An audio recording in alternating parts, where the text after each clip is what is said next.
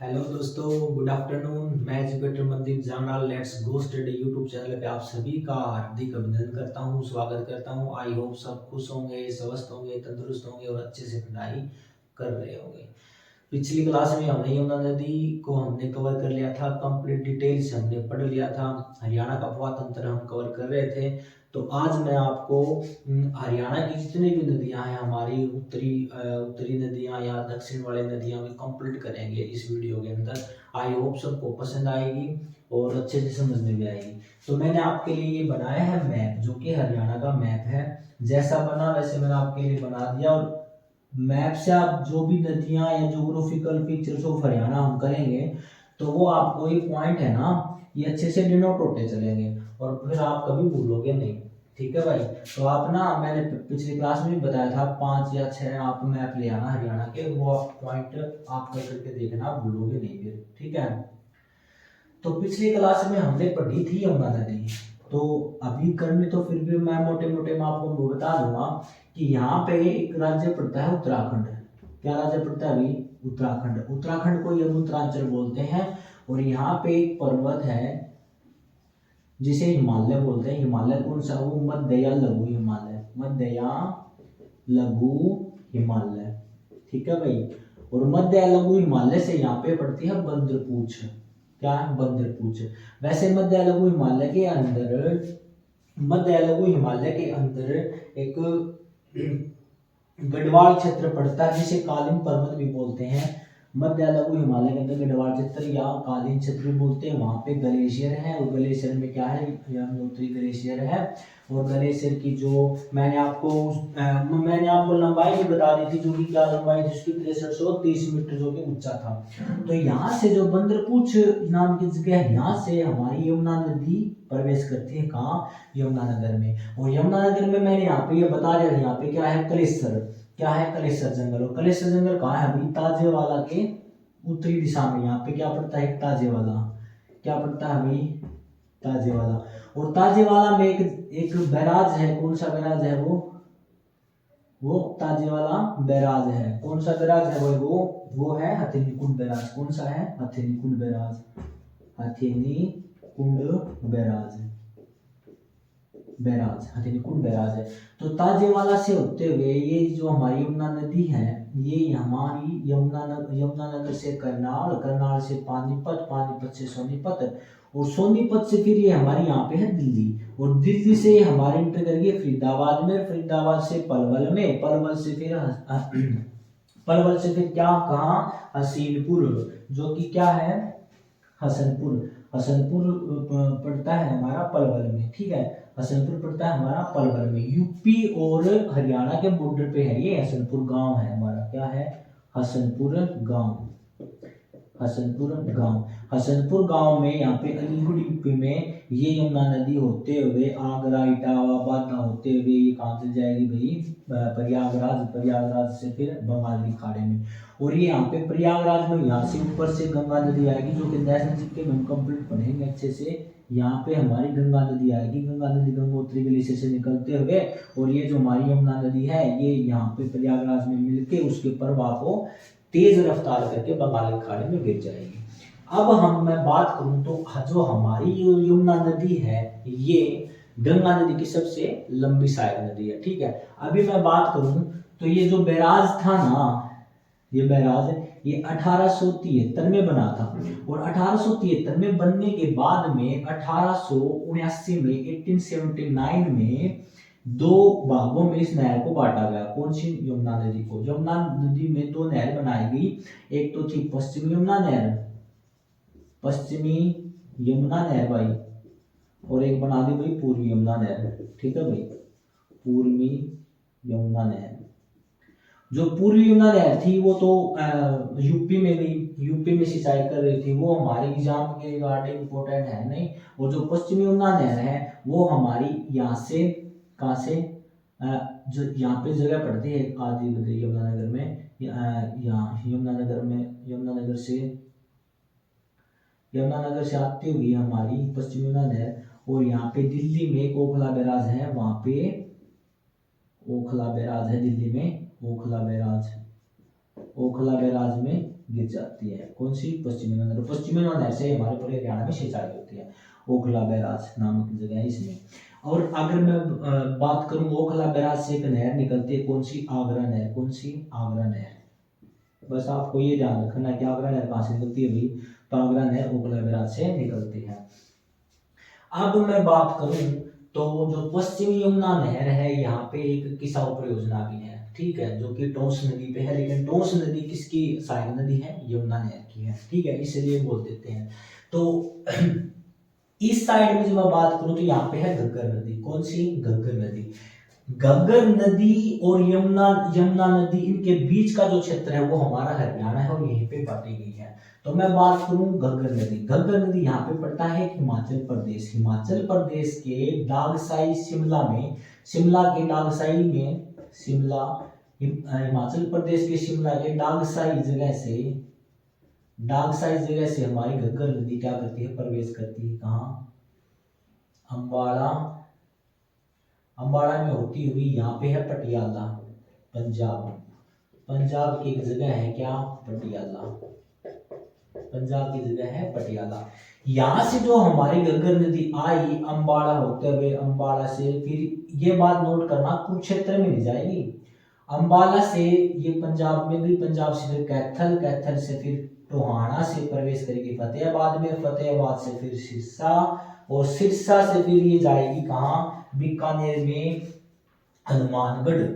हनुमानगढ़ राजस्थान में, राजस्थान में बीकानेर के, राजस्थान के बीकानेर में हनुमानगढ़ जिला, हनुमानगढ़ जगह में क्या हो जाएगी? ये मरुस्थलीय इलाकों में क्या हो जाएगी? लुप्त हो जाएगी। अगर मैं बात करूं, जब सिरसा में घग्गर नदी आती है तो सिरसा में एक जगह है ओटू। ओटू में एक बांध है, कौन सा? वीरराज बांध। कौन सा? भी वीरराज बांध है। कौन सा है? वीरराज बांध है, ये पूछा जाता है। वीरराज बांध है जो कि कहाँ है? सिरसा में। सिरसा में ओटू वीरराज बांध है जो कि सिरसा में है, और ये कहाँ है भाई? ये घग्गर नदी पे है, ठीक है भाई। तो अभी मैं बात करूं तो दोबारा से मैं आपको रिपीट करवा देता हूं कि जो हमारी घग्गर नदी है, घग्गर नदी हिमाचल प्रदेश के शिमला के नागसाई से हरियाणा में प्रवेश करती है, नगर से होते हुए अम्बाड़ा, अम्बाड़ा से फिर ये पंजाब वाले हिस्से में जाएगी, पंजाब से फिर कैथल, कैथल से फिर फतेहाबाद, फतेहाबाद में टोहाना से प्रवेश करेगी, और बाद में सिरसा, सिरसा से फिर हनुमानगढ़, राजस्थान के बीकानेर में हनुमानगढ़ जिले में क्या हो जाएगी? विलुप्त हो जाएगी मरुस्थल में, ठीक है। इसके बाद में हम बात करेंगे सरस्वती नदी। इसके जो बीच में जो आएगी सरस्वती नदी। सरस्वती नदी, सरस्वती जो नदी है वो हिमाचल प्रदेश के सिरमौर से निकलेगी, और वो सिरमौर से निकलते हुए ऐसे यमुनानगर में होते हुए कुरुक्षेत्र, कुरुक्षेत्र में एक जगह है, कौन सा? शाहबाद से निकल, शाहबाद से एंटर करके कुरुक्षेत्र में फिर आएगी पेहोवा। पेहोवा नाम की जगह है, यहाँ से होते हुए ये कैथल, कैथल से फिर ये पटियाला के सिरमौर जिले में, सिरमौर जिले में क्या हो जाएगी? ये इसमें घग्गर में मिल जाएगी। तो अगर हम बात करेंगे तो सरस्वती नदी किसकी साइड नदी हुई भाई? घग्गर की। किसकी हुई? घग्गर की।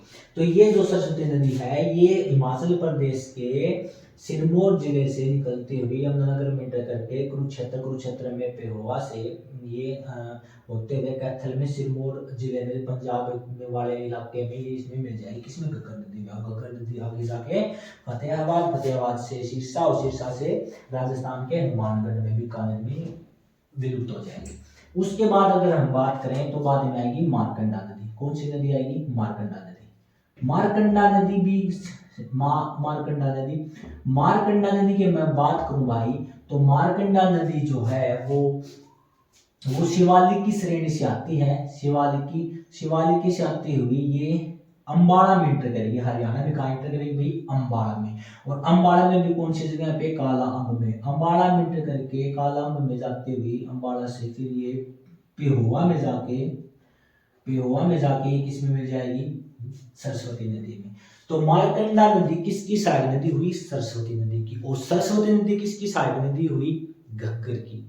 तो ऐसे ये श्रेणी चली हमें याद करना। और सरस्वती नदी से मैं बात करूं तो सरस्वती नदी हमारी बहुत ही प्राचीन नदी है, जो कि सरस्वती नदी और दृश्यवती नदी ये दोनों हमारी प्राचीन नदी हैं। वो कहते हैं कि पांडवों को जब वनवास हुआ था तो 14 माह उन्होंने सरस्वती नदी और दृश्यवती नदी के किनारे पे बिताया था, ज्ञातवास जो था। और सरस्वती नदी पर ही महर्षि वेद व्यास जी ने महाभारत की रचना की थी।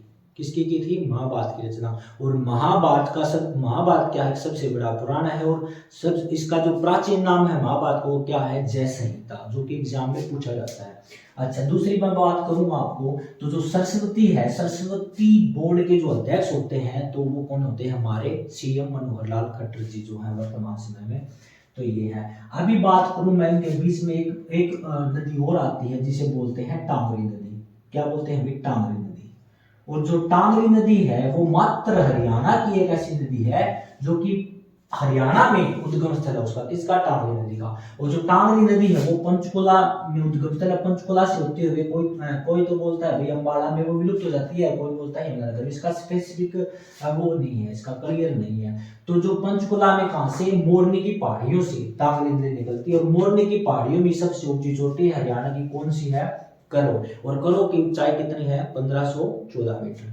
तो ये आपको ध्यान रखना है। पंचकुला में कौन सी है? करो चोटी। करो चोटी। तो ये हमारी उत्तरी हरियाणा की क्या थी?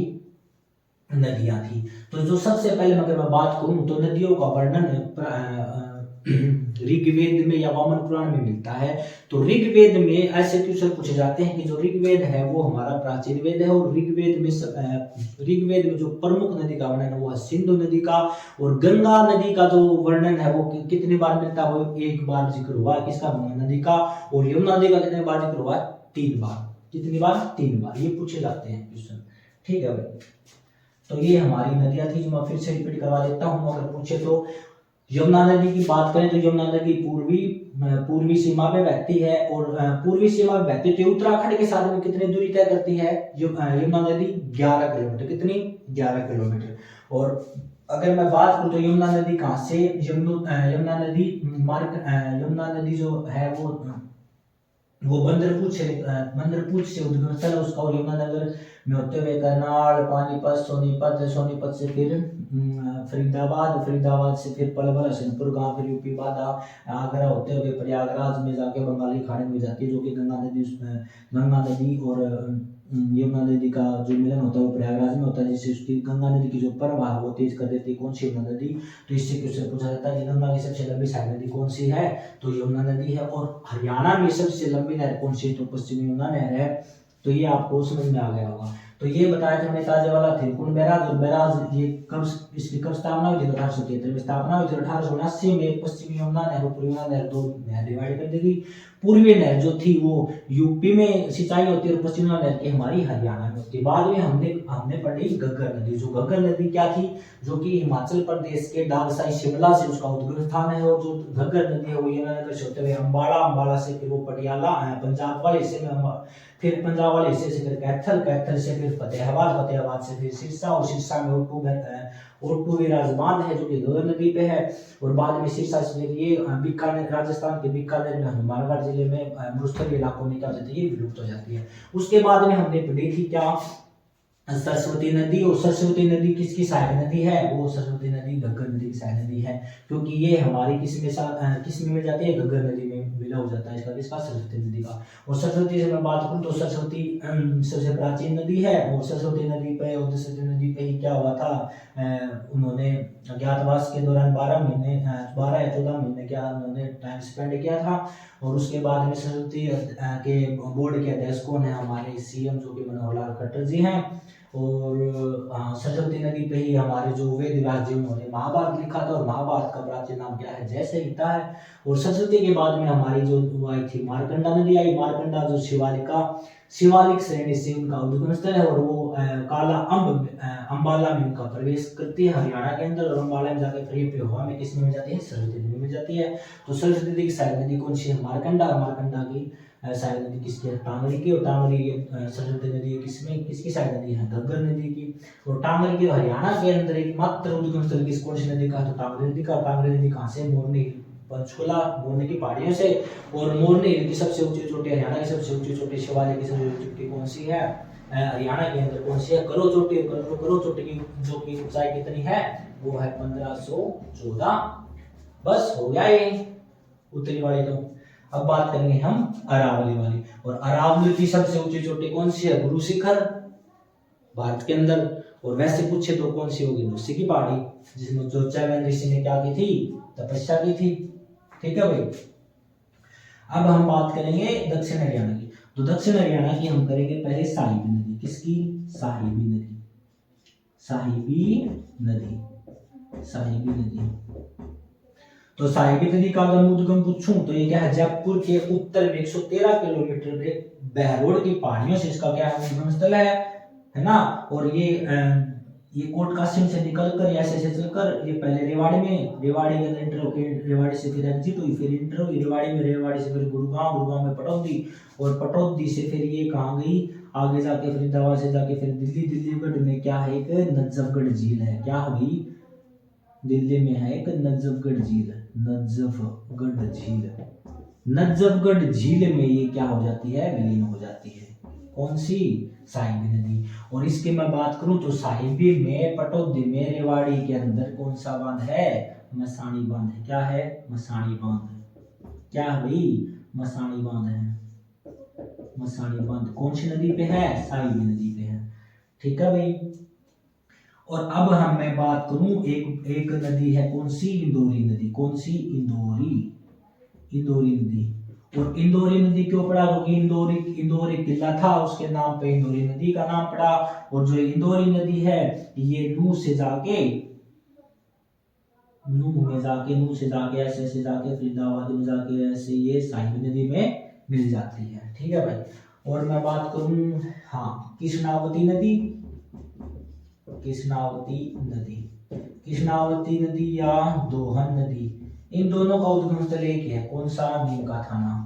बड़ा अजीब नाम है भाई, नीम का थाना। और ये नीम का थाना है, ये कृष्णावती नदी ये जाके महेंद्रगढ़ के पश्चिमी दिशा में जाते जाते जाते जाते ये विलुप्त हो जाती है। और दो नदी क्या है, ये महेंद्रगढ़ में ही इंटर करके ऐसे ऐसे आगे जाके रेवाड़ी में, यहाँ पटौदी में से मिल जाती है, ये विलुप्त हो जाती है। ठीक है भाई। अगर मैं बात करूं मारकंडा नदी, क्वेश्चन पूछा गया है कि मारकंडा नदी, मारकंडा नदी का प्राचीन नाम क्या था भाई। तो मारकंडा नदी का प्राचीन नाम क्या था, अरुणा था। क्या था, अरुणा था। ठीक है भाई।